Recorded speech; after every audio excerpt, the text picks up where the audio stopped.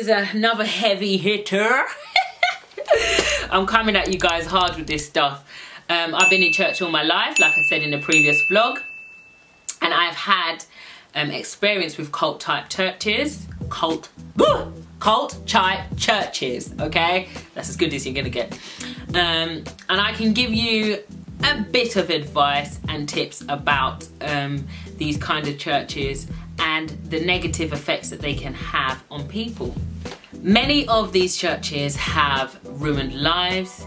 They have caused people to lose dreams and visions, broken relationships, and even alienated people from God in unimaginable ways. I feel like in this day and age, there's already a stigma around Christians. We're all seen as nutty people that, you know, make people bathe in holy water or whatever kind of crazy ideas they have out there. I mean, I've seen so many. I mean, in one of the recent films I saw, I think it was The Sinner, but that's more Catholic. I'm not Catholic. They were making someone kneel on rice and doing all these really abusive stuff. Christians are always seen as nutty.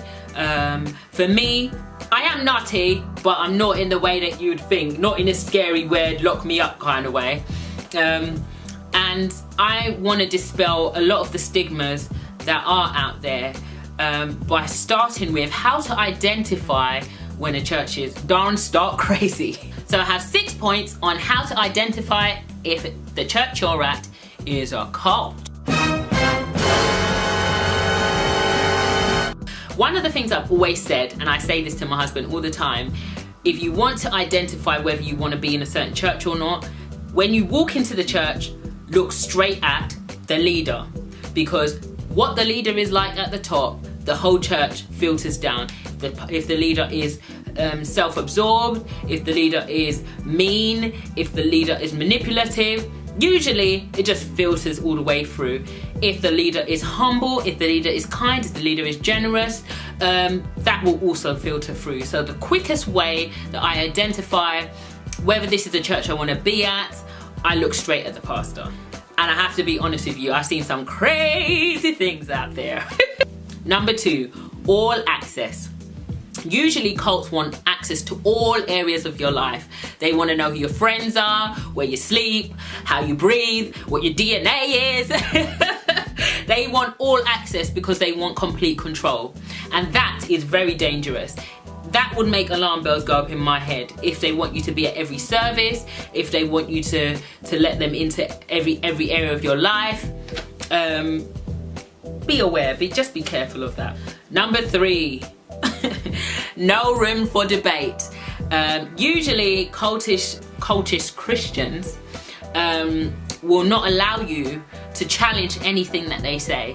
Everything they say is right, everything they say is law, even if it's extreme. And what usually happens in this space is that they start making people dress, act, walk, talk, praise the same.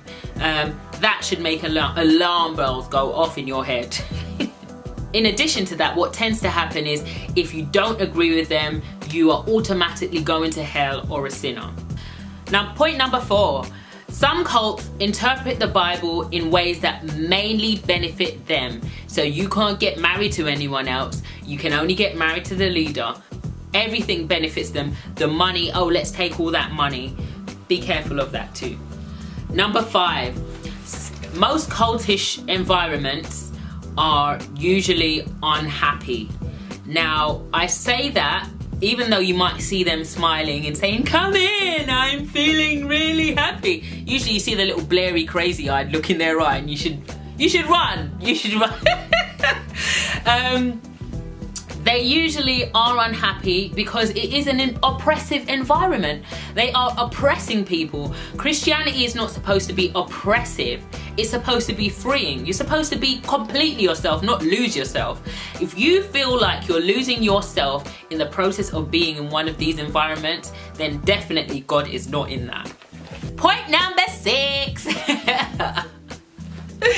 Okay, like I'm flagging now, guys. Bear with me. Denial. Point number 6, denial. A cultish church will never ever see themselves as a cult. Obviously to them, they are the best church and there is no other church like theirs.